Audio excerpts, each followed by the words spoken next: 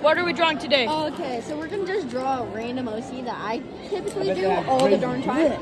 So first, we're gonna start off with the head, and then we're gonna get the foundations for the body. So for my characters or OCs, I prefer them to have larger hips because then you can spread out the legs more. Then you do the legs, which I'm making her short today because we like short people. Short people are amazing.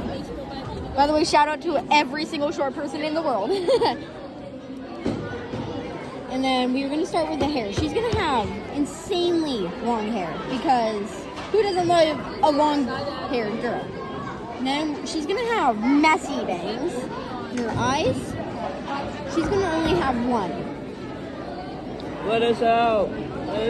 Well, never mind.